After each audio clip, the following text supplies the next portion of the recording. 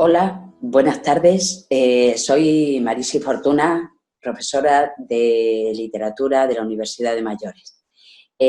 Como sabemos, esta es una de las sesiones de la revisión que estamos haciendo de la literatura actual. Hemos visto el contexto, vimos la poesía, vimos la narrativa y el teatro. Y nos quedaba esta sesión, bueno, también vimos los géneros, otros géneros en prosa, donde incluimos el artículo, bueno, las originales composiciones de Juan José Millán, los articuentos, los relatos cortos y los microrrelatos. Esta sesión quedaba pendiente y es una sesión muy atrevida, pero que os animo a disfrutar porque cualquiera puede llegar a un ejercicio de comentario de texto. Pensemos que son estrategias muy sencillas, que elevadas a un alto nivel, pues sí que pueden ser más complejas, pero que solo requiere una lectura atenta, ya sea de un fragmento teatral, de un fragmento en prosa o de un poema. Son caminos para conocer un poquito más la literatura. Entonces, os animo a que os quedéis con aquellas partes más sencillas y poquito a poco os vayáis entrenando en lo que es el comentario de texto, que no es ni más ni menos que una lectura detenida del lenguaje literario, fijándonos en los aspectos claves del autor, de la época y la forma de decirlo, que en definitiva es el estilo. Como siempre, voy a compartir la presentación y pasamos a ver las diapositivas. Por supuesto, hemos elegido un poema de la poesía actual con el fin de que sea un reflejo de algunas características de las que hemos estado viendo. Voy a pasar a compartir la pantalla y pasamos a la revisión de esta sesión. Bueno, como hemos dicho, la hemos titulado Aproximación porque un ejercicio de estas características, según el nivel en el que nos encontremos, pues requeriría mayor profundización. Pero como solo vamos a hacer eso, una presentación de lo que es esta herramienta en el estudio de la lengua y de la literatura, que también se usa en filosofía, en historia, pero nosotros pues queremos hacer eso, una presentación. Vamos allá. Bien, el guión que vamos a seguir para el desarrollo de esta sesión, en un principio la contextualización o localización, ahora veremos qué es, resumen, tema, estructura, características lingüísticas o lo que es lo mismo, la técnica literaria. Difieren si se trata de un texto narrativo, de un texto dramático o de un texto poético. Sus características lingüísticas, qué palabras, cómo ordena el autor el léxico, qué orden le da a las palabras en la oración, qué recursos de significado utiliza, si utiliza muchos sinónimos o pocos. Y un nuevo campo que es nuevo, relativamente nuevo, porque es de finales del siglo XX, bueno, mediados del siglo XX, el análisis pragmático textual. Son muchas palabras técnicas que no quiero que ahuyenten a nadie para abordar esta actividad. Y luego el juicio crítico. Bien, hemos elegido un poema de Joan Margarit. Estoy segura que en estos días de confinamiento, pues en los medios de comunicación habéis escuchado que ha sido el último premio Cervantes, que por cierto no se le pudo entregar por las circunstancias en las que nos encontramos. Esta es una de sus antologías y que recoge gran parte de su poesía. Os animo a que si tenéis un ratito visitéis la página oficial en internet de Joan Margarit, que es muy fácil poniendo el nombre y el apellido, podéis disfrutarla porque tiene entrevistas, recoge su poética, una importante colección de poemas y todo está a nuestra disposición. A través de la página podéis conocer esta voz poética que es esencial en los últimos tiempos. Hemos elegido concretamente un poema de su libro Casa de Misericordia, que fue Premio Nacional de Poesía 2008. Antes de pasar a leer el poema, me gustaría que leyéramos un fragmento en el que Joan Margarit define su poesía o la poesía en general. Hay una destilación que es lo que más distingue cada poeta de los otros. Una destilación que elimina lo que solo le pertenece a él, lo que no tendría ningún interés para los lectores.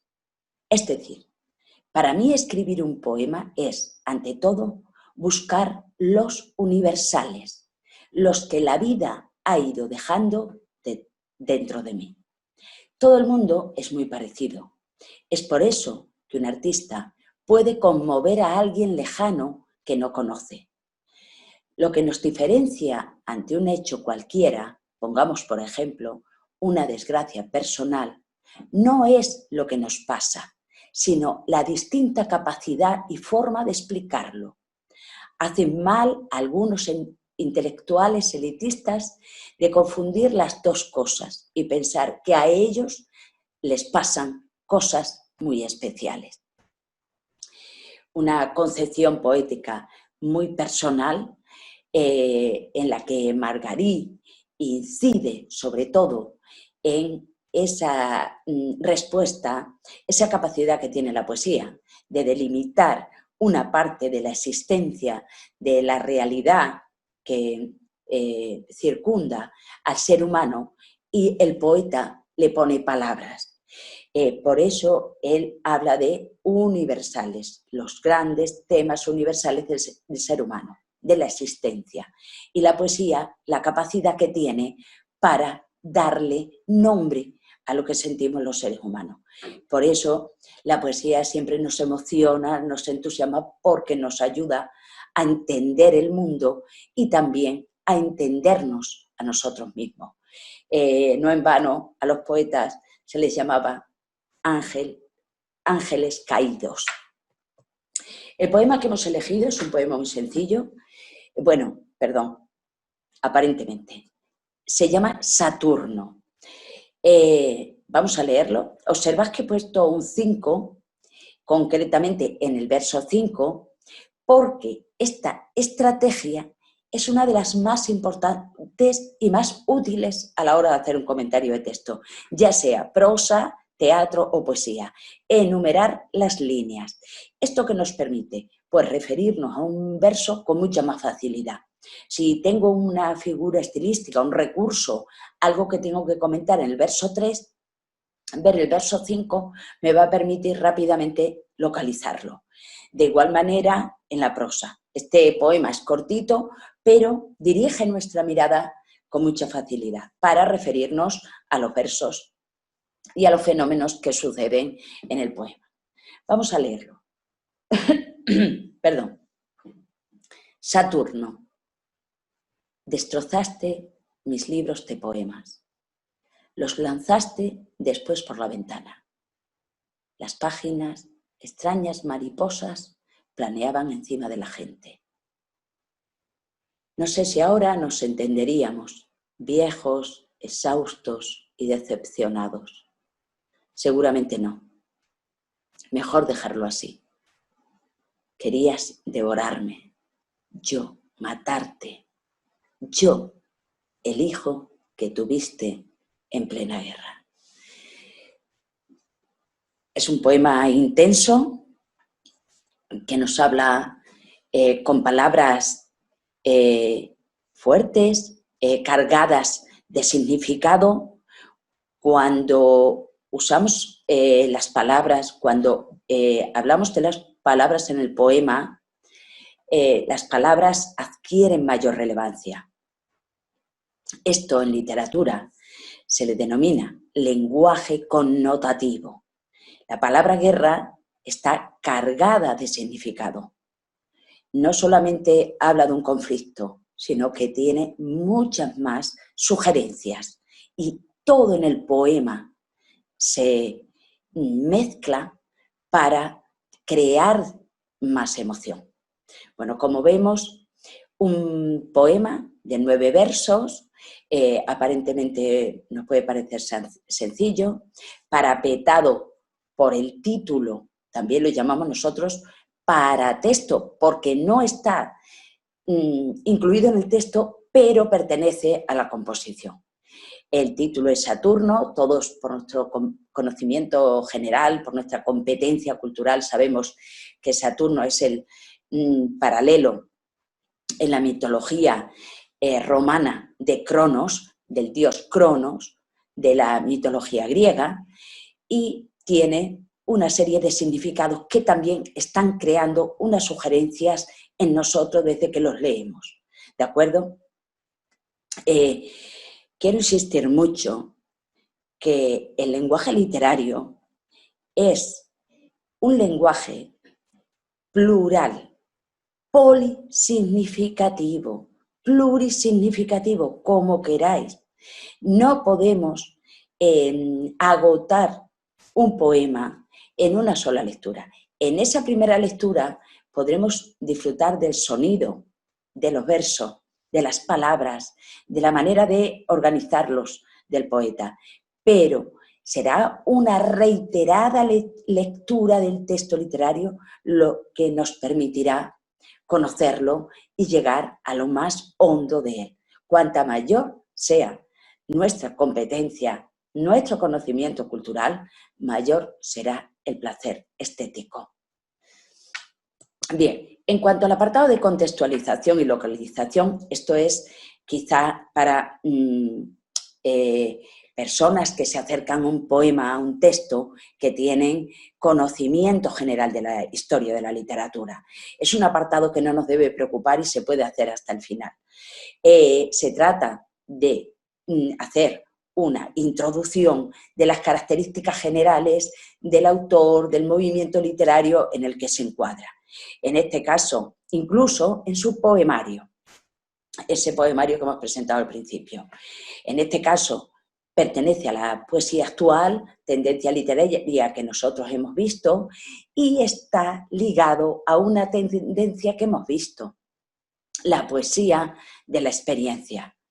Recordad que en esta tendencia el poeta pues se convierte en el yo protagonista. Hay una confesión personal de lo que siente, pero sin desvelar totalmente que esto le sucedió al autor. Entonces siempre va a haber una ambigüedad sobre la realidad de los hechos que se cuentan en el poema.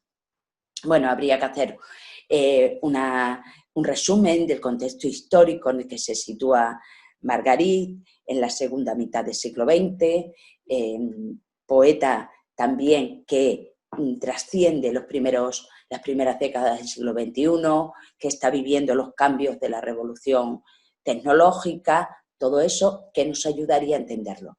Recordad que cuando hablamos de la poesía de la experiencia y su paralelo en la novela autoficción, hablamos de la necesidad del autor de asirse a algo sólido ante la inconsistencia de la realidad actual.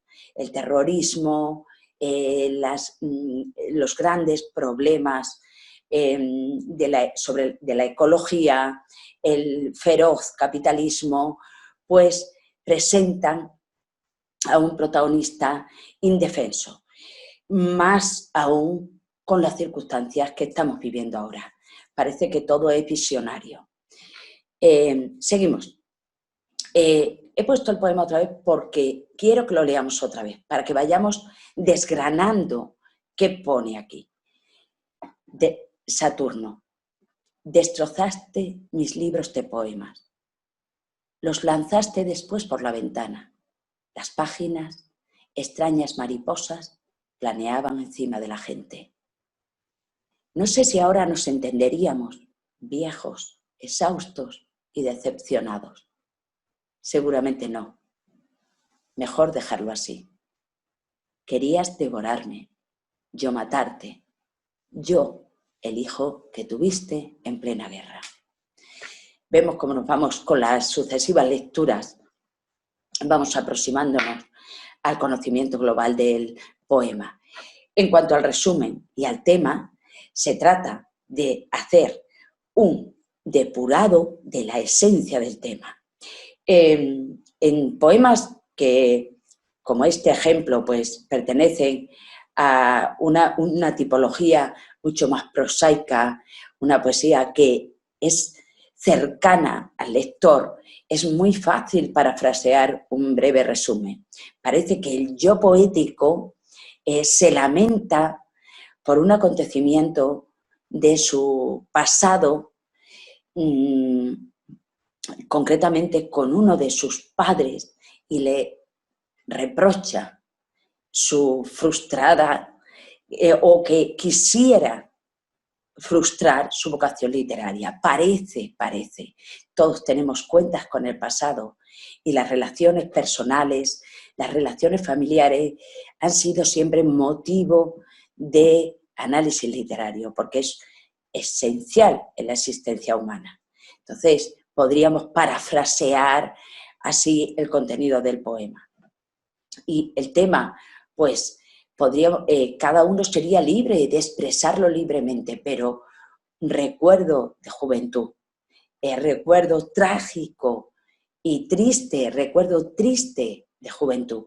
Observad que hemos visto palabras muy duras, ¿de acuerdo? Querías devorarme, yo matarte.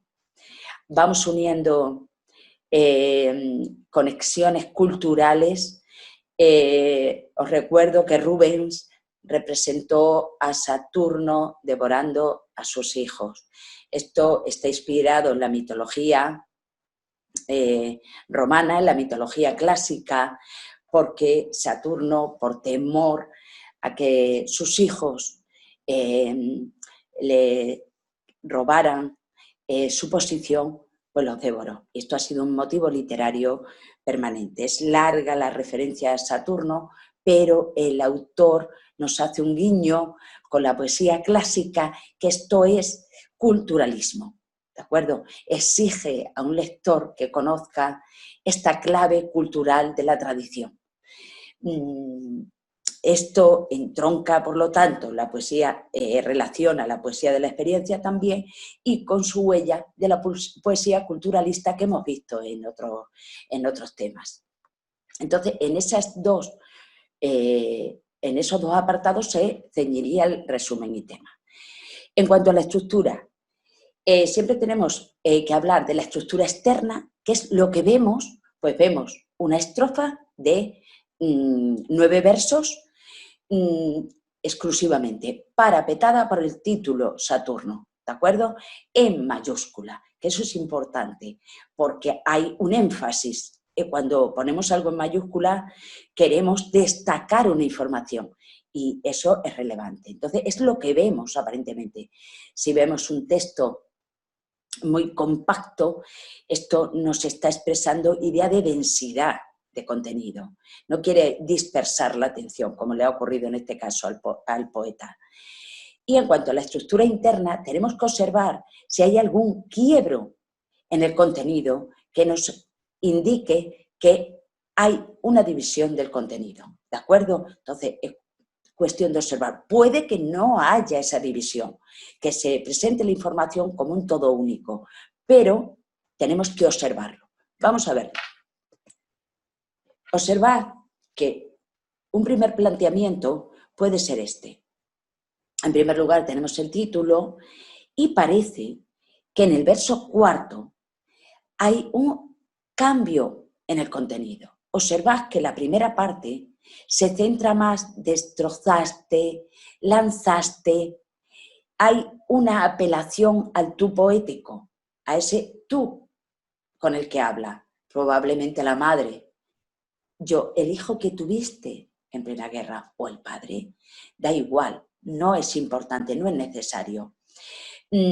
Observa, por lo tanto, que la primera parte parece que hay una imprecación al tú poético. Así le denominamos a la persona con la que habla el yo poético, porque es mejor que autor, dada el misterio que conservamos hasta el final.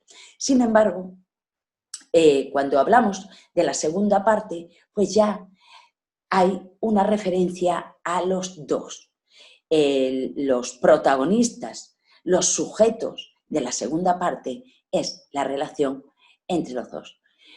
Es la alusión continua a los dos. No sé si aparece ya el yo poético, aunque en la primera estaba porque está hablando tú, y está referido en el posesivo mis, pero en el segundo ya parece más claro. No sé si ahora nos entenderíamos, viejos, están los dos, exhaustos y decepcionados.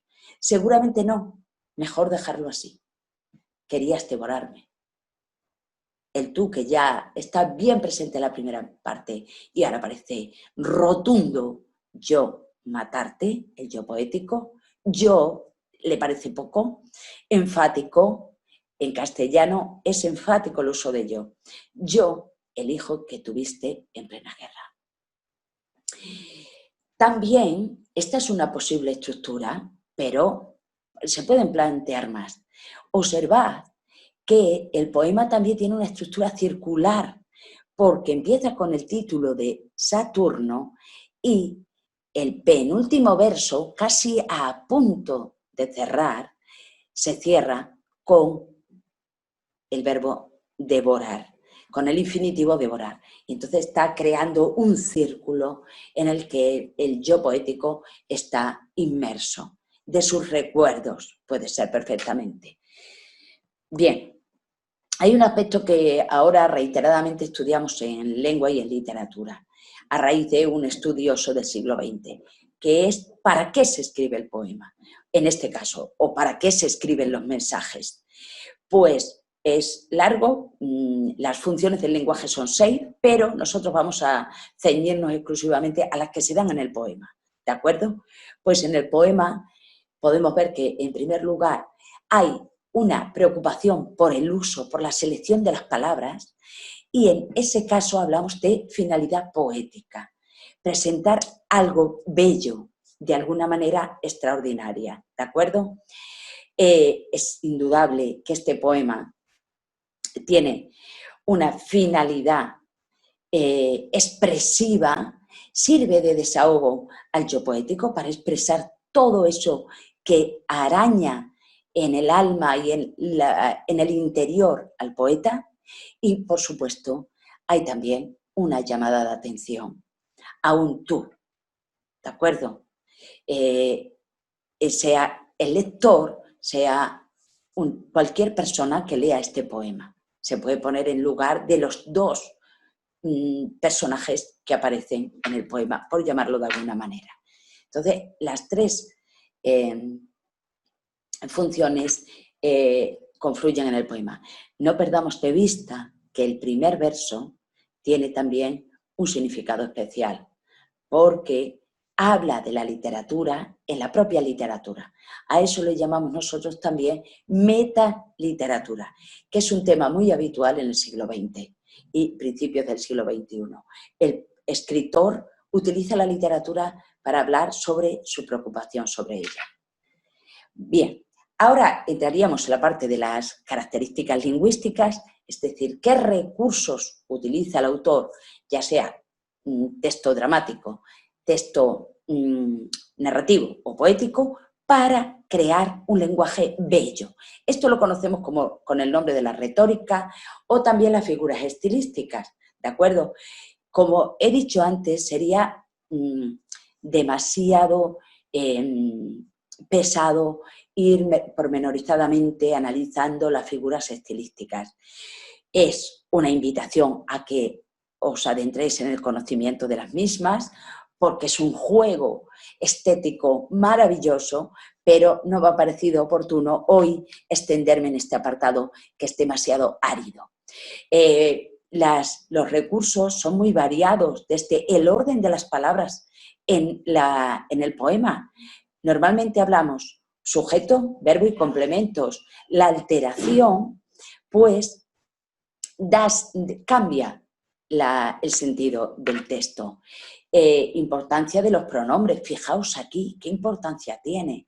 Yo, tú. Eso le da mucha subjetividad al poema, porque está hablando de seres humanos. Entonces, adquiere mucha más emoción, mucha más sugerencia. Los verbos, la acumulación de verbos que le va a dar dinamismo. Los sustantivos, ¿qué sustantivo se usa? Sustantivos que aluden a la realidad o abstractos. Esto también es importante. La acumulación de adjetivos, que hará una manifestación literaria mucho más subjetiva. Los tipos de oraciones, ¿de acuerdo? Los adverbios, que también imprimirán características circunstanciales, de tiempo y de lugar. Lo mismo ocurre con el plano léxico-semántico.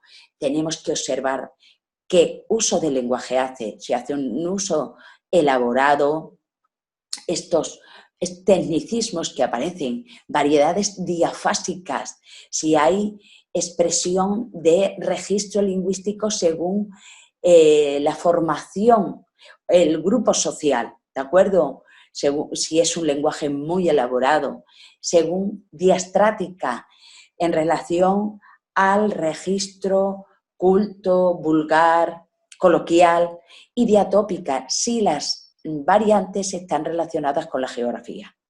En los poemas pueden aparecer neologismos, tecnicismos, palabras nuevas, palabras específicas de una sabiduría, siglas, préstamos, veis que son muchas palabras que requeriría pues un análisis más pormenorizado, pero que en este caso no lo vamos a necesitar. Campos semánticos, palabras que hablan de una misma idea, eufemismo, sustituir un término por otro porque es de mal gusto o suena mal. Sinónimos, antónimos, palabras polisémicas, tipo de oraciones.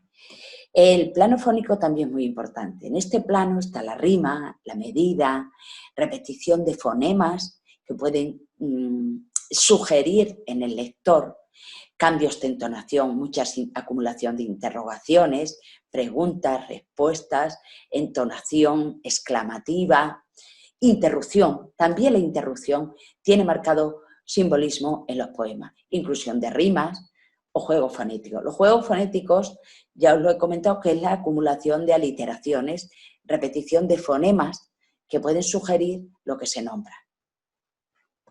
No quiero pararme ahí porque sería demasiado técnico y en esta ocasión no lo necesitamos. Y los últimos estudios de los textos se los debemos a la lingüística textual y a la pragmática. Estas disciplinas han intentado acercarse a los textos de todo tipo, lingüísticos y literarios, observando que el texto es una urdimbre, un tejido perfectamente ensamblado. Entonces, todo el estudio de la lingüística textual viene a demostrar que un texto es un conjunto de partículas perfectamente unidos. Es una propuesta de estudio realmente interesante que no se había estudiado hasta el siglo XX y que está siendo ahora pues muy difundida y que es muy interesante. Y en cuanto a la pragmática, que no me la quiero dejar de lado, pues analiza el texto, un mensaje, en unas circunstancias concretas. ¿Quién emite el mensaje? ¿Quién lo recibe? ¿En qué lugar? ¿En qué circunstancia? Porque teniendo esto en cuenta, el mensaje variará. No es lo mismo leer este poema en un aula de secundaria que leerlo en la universidad de mayores. La percepción, la sensibilidad, todo va a variar. y el receptor va a condicionar. Pues de eso se ocupa ahora mismo la pragmática, también una disciplina apasionante que está ilustrando y está engrandeciendo el estudio de la lengua, en primer lugar, y también de la literatura. Vamos a leerlo otra vez. Saturno, destrozaste mis libros de poemas, los lanzaste después por la ventana. Las páginas, extrañas mariposas, planeaban encima de la gente. No sé si ahora nos entenderíamos, viejos, exhaustos y decepcionados. Seguramente no. Mejor dejarlo así. Querías devorarme, yo matarte, yo, el hijo que tuviste en plena guerra. Lo primero que nos llama la atención del poema es el lenguaje prosaico, casi conversacional. Esta es una de las características más importantes de la literatura del siglo XX, ya lo dijimos, y se encuadra dentro de esa tendencia que ya apuntamos en el tema de poesía, de la poesía de la experiencia.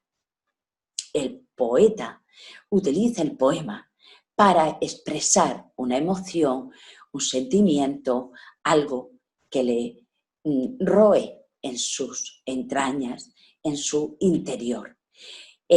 No es la característica más importante de este poema la complejidad lingüística, no es la característica la acumulación de recursos, pero la misma sencillez se convierte en su verdadera belleza, en el mayor alcance de este poema. Bajo la sencillez de este poema, tenemos que decir que estos 9 versos son endecasílabos. Todos tienen 11 sílabas. Son versos parosítonos. ¿Qué quiere decir eso? Bueno, salvo uno, mejor dejarlo así, con una fuerte carga de significado. Todos son parosítonos, como decía, la última palabra recibe la intensidad en la penúltima sílaba. Son llanas todas las palabras, salvo el verso séptimo, mejor dejarlo así, que tiene mucha carga expresiva, porque no quiere volver a recrear otra vez, no quiere volver a pensar si hubiera arreglado en este momento. También el poema está caracterizado por un recurso que nosotros le llamamos esticomitia, y es muy fácil. La mayoría de los versos, la oración coincide con el verso. Destrozaste mis libros de poemas, punto. Eso le da al poema un carácter rotundo y sentencioso. No se prolonga en el siguiente verso, que lo haría del poema un estilo mucho más prolongado, mucho más suave. No. Paran. Los lanzaste después por la ventana. Paramos. Perdón.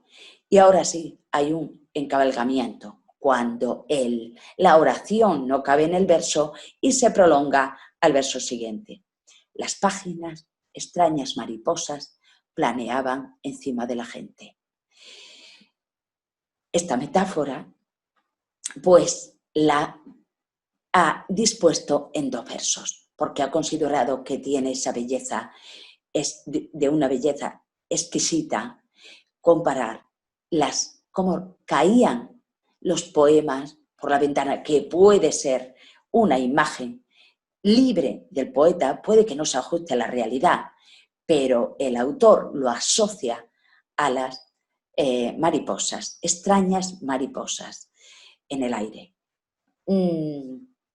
Vemos, por lo tanto, que los endecasílabos, los versos parosítonos, la esticomitia, que aparentemente este poema, podemos pensar que no tiene nada, está haciendo un artificio prodigioso que hace que este texto se convierta en poesía.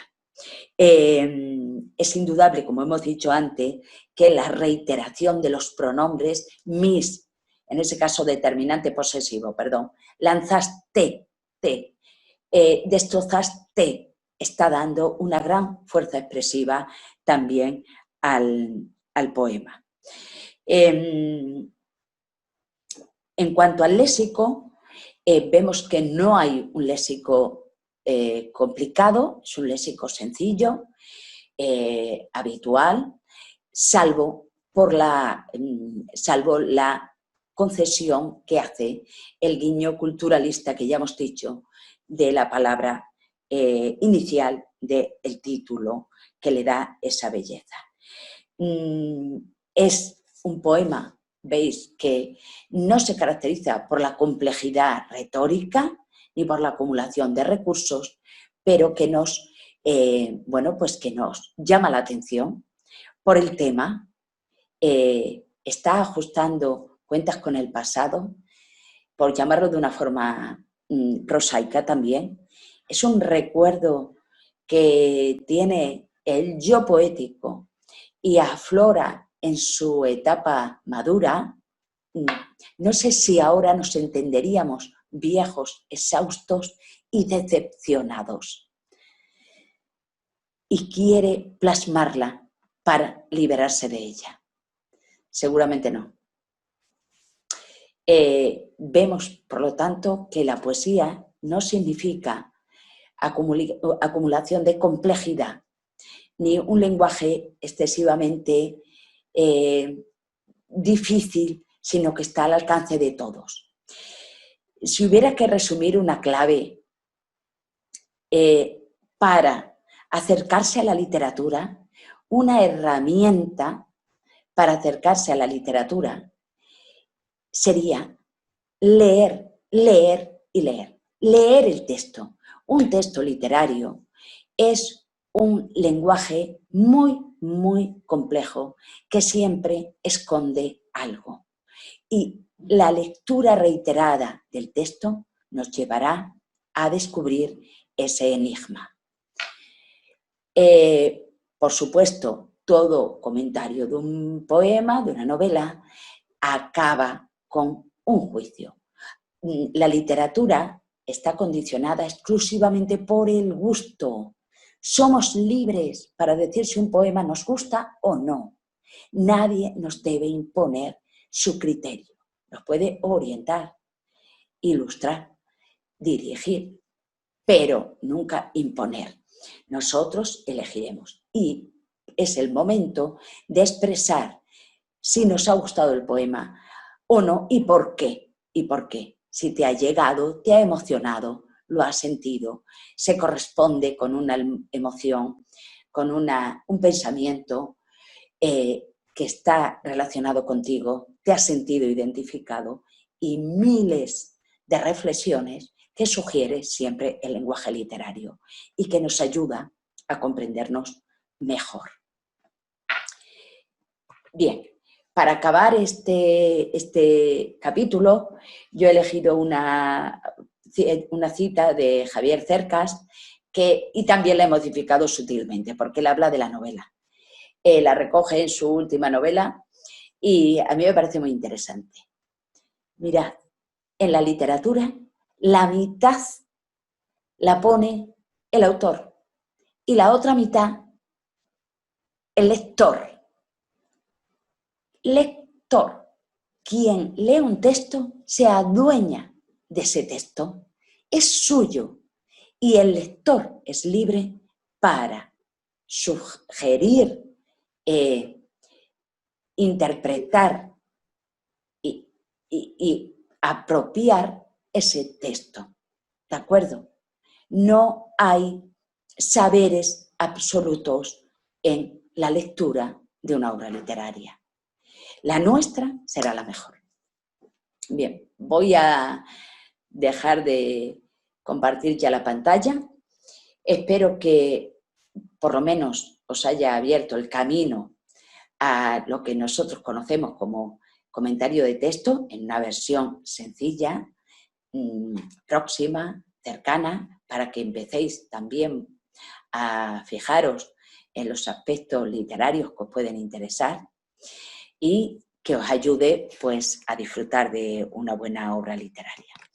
Con esta sesión me despido de vosotros. He disfrutado mucho haciendo estas sesiones literarias porque me exigían pues, revisar poemas, autores, obras, y siempre, siempre es un disfrute leer, conocer, y si es literatura, más. Y también pensando que alguno de vosotros o vosotras podíais escucharlo, pues mucho mejor. Espero veros pronto en clase y muchas gracias por todo.